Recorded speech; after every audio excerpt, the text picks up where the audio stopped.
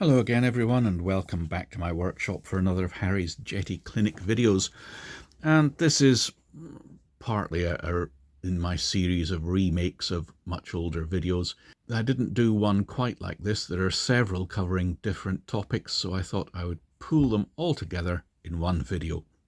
And this is all about nosewheel steering, although it equally applies if you have a separate servo for steering your tail wheel, and especially if you have a retracting tail wheel as well. So, of course, this is not going to apply if you've got electric retracts run through a controller which is controlling the nosewheel steering for you, because it's going to do your gyro. Possibly, if it's got built-in gyro, it should switch the nosewheel off when the nosewheel is up and down. So if you've got one of those all singing, all dancing controllers, or a foamy model which has a retract controller built in that does all that for you, then this doesn't really apply. This is for those of you with a servo and possibly an external gyro driving the nose wheel, where you're running it directly from the radio and not through some separate controller. I'm going to put chapters onto this. In other words, if you look at the timeline, you'll see it's all broken up with little titles so that you can easily find the particular bit that you are looking for when you come back in the future. And if my videos have helped you, perhaps you would like to subscribe to the channel, give it a thumbs up on this video, and you could always, of course, donate to my coffee and chocolate biscuit fund through PayPal. There's a link in the description box. If you do, and many people have, that's very kind. Thank you. You will get a personal thank you from me. What are we going to look at in this video? We'll be looking at the very simplest way of getting a nose wheel steering servo working. We'll look at the better way of doing it that gives you much more control of things. We'll show how to switch the nose wheel off when the gear is up, how to trim the nose wheel very easily without trimming the rudder, delays on switching the steering when it comes back down again in case you're worried that the nose wheel might catch in the bay, offsets when the gear is up, and delays to the offset coming down. We'll have a look at what you need to do with an assist gyro and how you can control it that way. And then we'll have a look at how you can set it up to run with another brand gyro, such as Powerbox, Bavarian Demon, Advanced Radio, any others, because they are controlled in a different way to the Jeti Assist. So let's crack on with it. The most simple method to have steering for the tail wheel or nose wheel, where it's on a separate servo, is simply to allocate another channel to the rudder. So we can do that by going in to the servo assignment and simply allocating another rudder servo. There we are. Now, there's not a lot you can do to control that, but you can, in its servo setup, if you're very careful to pick the correct one, because you'll see they're both called rudder 1. In effect, we've just put an intelligent Y lead in.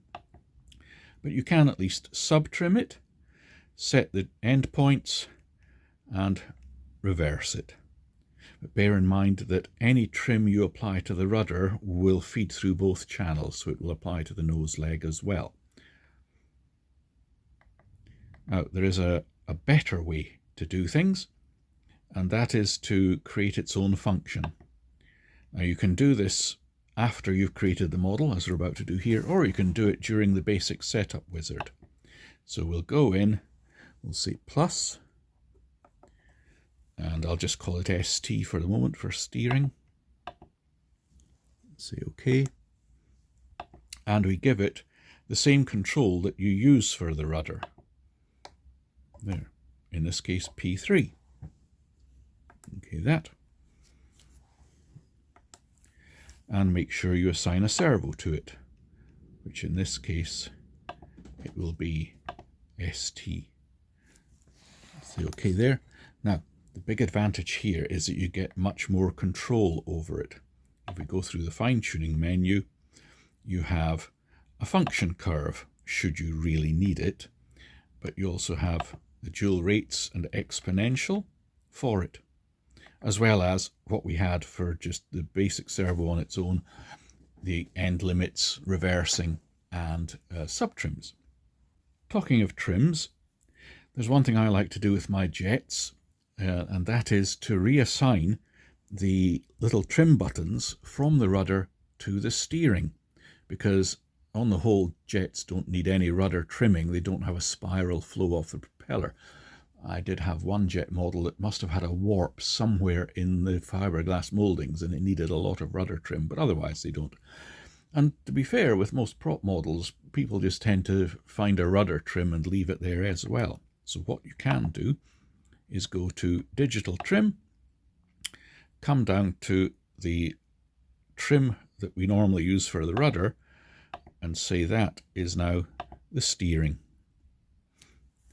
Leave it set as all the other parts, correct? Let's have a look at what that does. So if we go into Servo Monitor, there, up here, is our rudder. This one is our steering. And now I'll apply the trim buttons whilst I'm taxiing out. And you can see that the trim only affects the steering. And I find that jets which have cable steering on the nose wheel, because there isn't room to fit any other system, tend to change their trim just about every flight. And so it's very handy to be able to just quickly trim the model to a straight line whilst you're taxiing out. Okay, what happens when you want to put the gear up, if you've got retracts and you want the steering to stop working? Then you can come to the Dual Rate Expo, into here, and set a switch, which will be the gear switch. Down, up. Okay to that. And with the gear in the down position, we want the rate to be 100%, or whatever rate you want, and whatever expo you want. And with the gear up, I'll change that to 0%. So gear up, 0 rate, gear down, 100% rate. Let's have a look in Servo Monitor. What does that do? Gear is down, so rudder and steering servo should work. Gear up, only the rudder will work. Gear down, they both work. Sometimes you need a slight offset on the nose wheel when the gear is retracted to fit in particularly narrow bays, if things are a little bit offset. It is an occasional need. How do we do that? We go to Free Mix, and it will be from steering to the steering, into advanced, give it a master value of, let's say, well, we need 100%. The switch will be the gear up, switches the mix on, come to the curve, change it to a constant, and apply the offset that you want. So there's a 12% offset. Say OK to that. Let's have a look at Servo Monitor. Okay, there's our steering servo, and when we go gear up, there's a 12% offset. Okay, doke. Now, sometimes when you select the gear down, you don't want the steering to come back on immediately in case you're moving the rudder and you've got a very narrow nose wheel bay. You don't want the leg to be moving. Or it could be that the steering only comes into effect when the leg comes down and it has a yoke which engages onto a pin which is being steered by the servo, and you want to make sure that it's all the servo is sitting in the middle for the yoke to engage the pin when the leg comes down, and not maybe responding to the rudder or the gyro. So how do we delay the steering coming back on just when you switch down, and also keep the offset from switching off until the gear is down. So whilst it's in the bay, it doesn't lose its offset and start moving whilst you're just waiting for it to move and come down. For that, we shall go to a logic switch.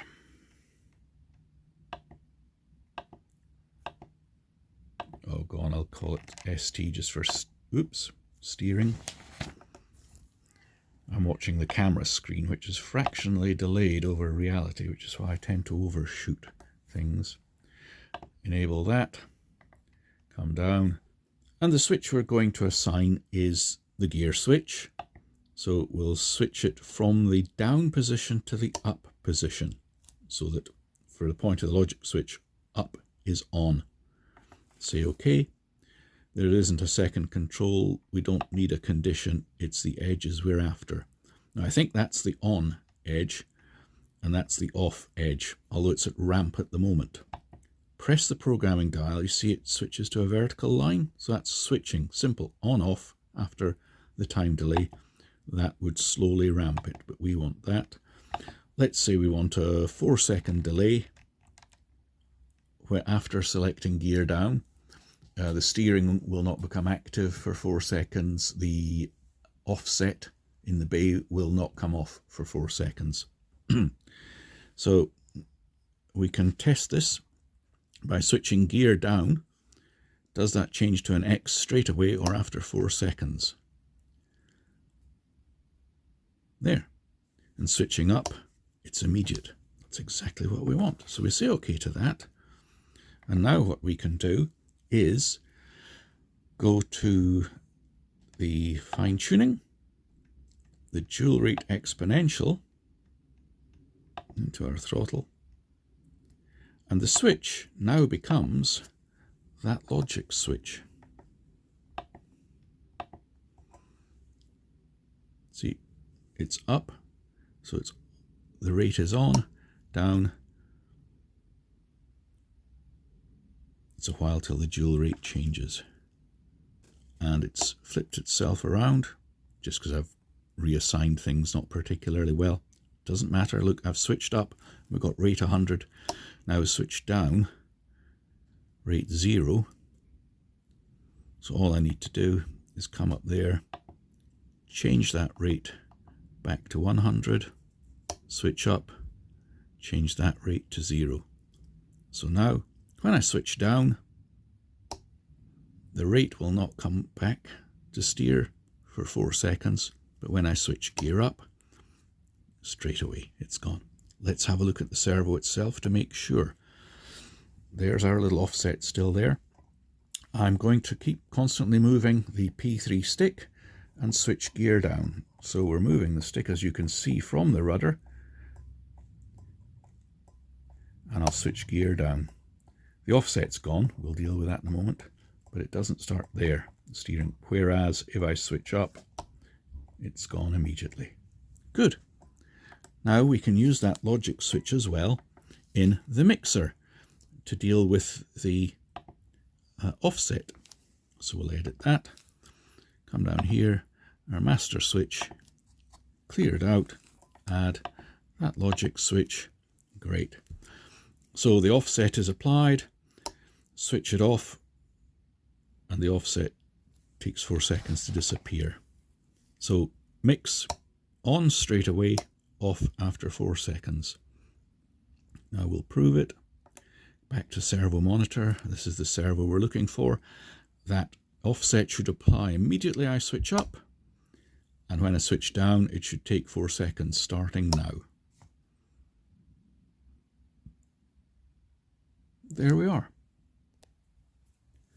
Next, let's have a look at what you need to do if you're using a gyro on the nose wheel steering with retracts and you want to switch off the gyro when the gear is up, and maybe you want a delay in switching the nose wheel gyro back on when you select gear down, in the same way that we've delayed bringing the steering and the offsets into play. So let's have a look at what we'll do. I've got a servo here hooked up to a Jeti assist gyro, and the Jeti assist has different controls to brand gyros you would buy, like the Powerbox I gyro or Bavarian Demon, Cortex Pro, and other brands.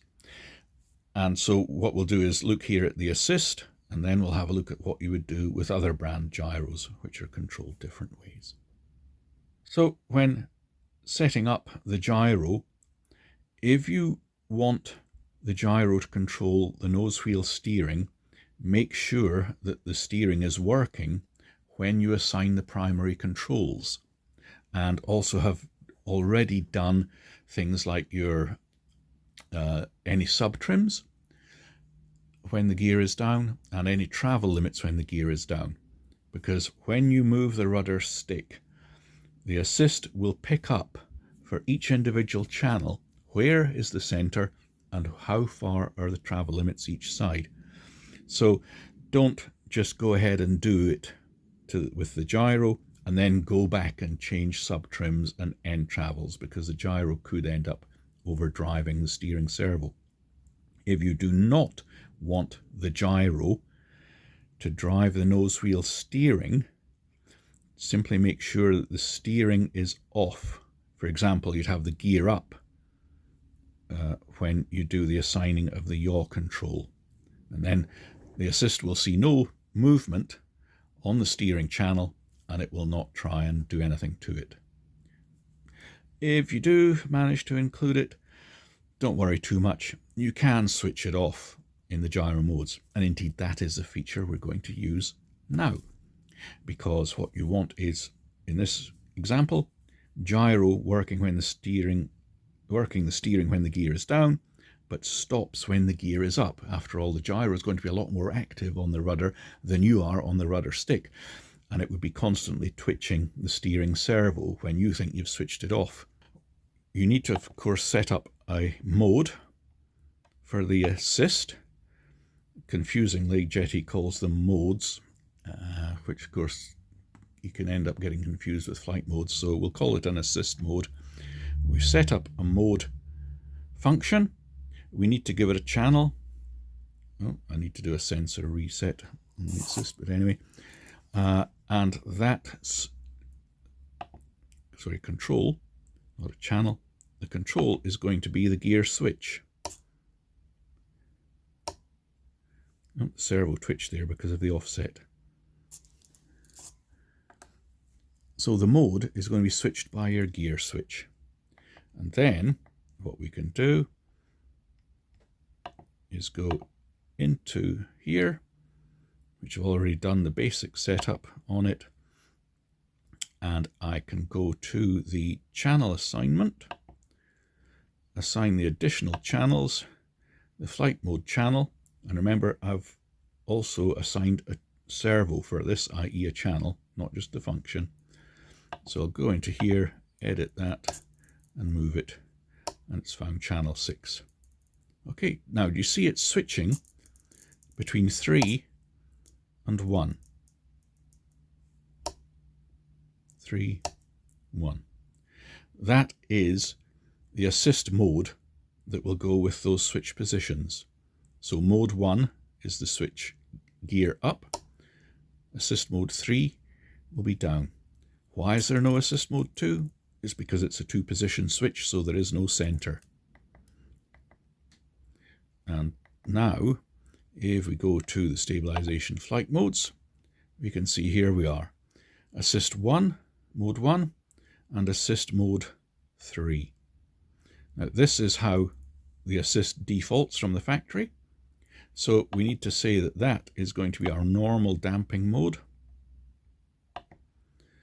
And mode 3 will also be our normal damping mode.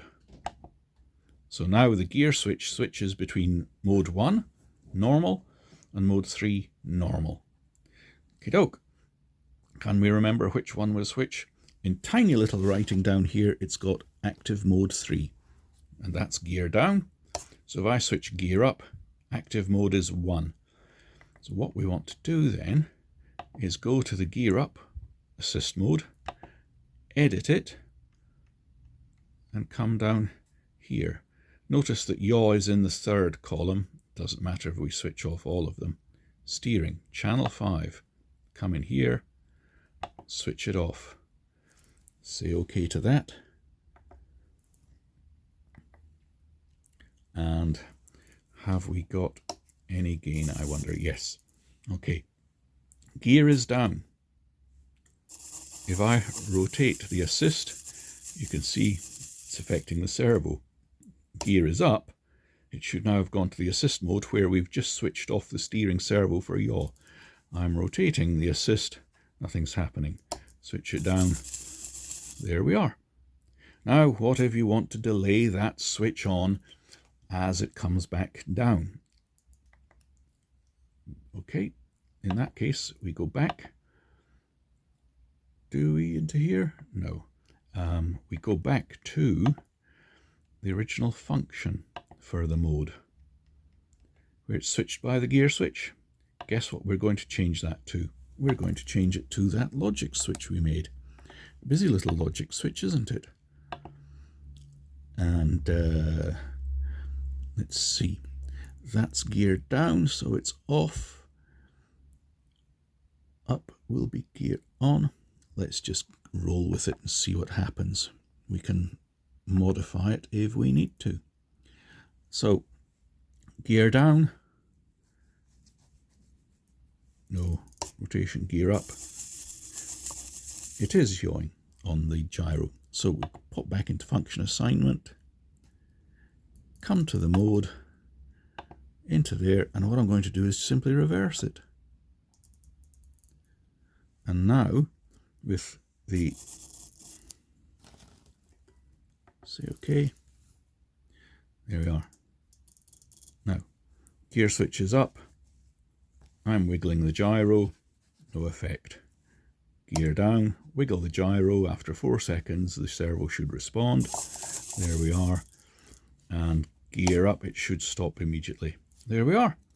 So we've managed to apply a dual rate, an offset to the leg, and the gyro, all off when the gear is up, and a 4-second delay when the gear comes down. If you don't need the delay, you don't need the logic switch, you can just use the initial things that I showed you there. Right, let's get into discussing third-party gyros which don't have mode switching like a Jeti Assist does. Unfortunately, I do not have a spare other brand gyro available to use here for the demonstration. I do have a couple of Powerbox iGyro 3s, but they are in my Eurofighter Typhoon and de Havilland Vampire jets, and it's not practical to get those up on the bench and show you all the ins and outs of this. So what do we have to do?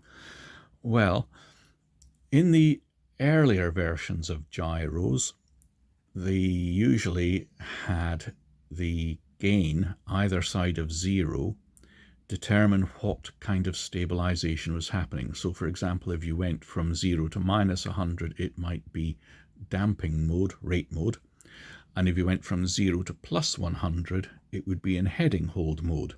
Now if your gyro does that, there's not really anything we can do about this, because we need both sides to go into normal rate mode. And you can do that with the modern versions of things like the Powerbox iGyro 3, certainly the Demon Cortex Pro, you can set it to do that. I can't remember if you can do that with the original Cortex, i.e. not the Pro version. In the case of the iGyro, you have to connect it to a computer or Powerbox's little own terminal. With a Cortex Pro, you can access that through Device Explorer on your Jeti radio, and what they call banks, i.e. either side of 0, bank 1, bank 2, you'd set them to be in rate mode. so that you don't have a rate one side and heading hold the other. And I think you can do the same with things like the advanced radio smooth flights as well, through their controlling screen. Now what you have to do then is fly the model, adjust the gain, get what you want. Then after landing, what we need to do is use the gear switch to make the gain go from one bank to the other bank at the same value. So for instance, if you've found that you're running on a bank and you've tuned it to minus 30% gain, then after landing we need the gear switch to switch it from minus 30% to plus 30%. And in the bank that uses the positive value, you would switch off the nose wheel steering in its settings.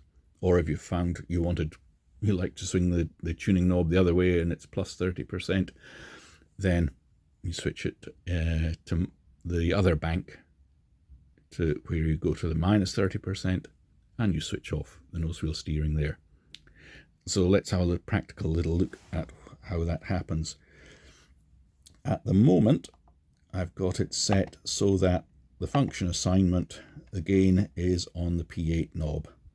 And let's say that, for the sake of argument, you've been flying, there's the gain, and you should already have preset your gyro to be rate mode on both banks, and therefore it won't really matter which way you turn this. But let's say you found a value and it's minus 30%. Okay to that.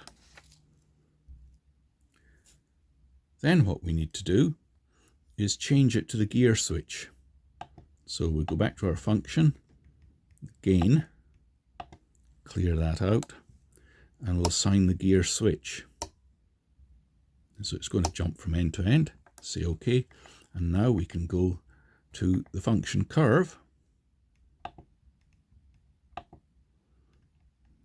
gain, go into it, change it to a 3-pointer, come down, 0.1 would be minus 30, leave the center point, it's not going to matter because we're using a 2-position switch, bring that to minus 30, and now if you watch the little circle, it jumps between the two ends, so we get 30% gain whether this switches gear up or gear down.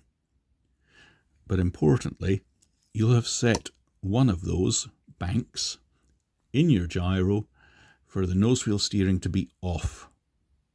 And please do test this on the ground. I'm amazed at the number of people who just do radio programs and then go fly with it and things don't work the way they expected, which can be rather hairy sometimes. So just make sure that when your switch is in the down position, your gyro is still steering the wheel and not steering it when it's in the up position. Okay, and if you want to stop the gyro from affecting or switching the gain back on when you switch gear down, guess what we're going to do? Yes, we go back to the function assignment, gain, switch it to L1, and we'll have our delay. Will it be the delay in the direction we want? There's one way to find out. So there's our gain, down. There it is. So there's our gain for the bank with the nose wheel steering gyro enabled. Gear up, switches to the other bank where the steering gyro is disabled, and it switches straight away. And when we switch down, it takes those few seconds to come back on. And I think now I've covered just about everything I've ever been asked about nose wheel steering. You might have come up with yet another thing you want it to do, which I've not been asked yet or don't remember I've been asked. So If you can think of any other things you would like to program it to do, do let me know and we'll get round to fixing that.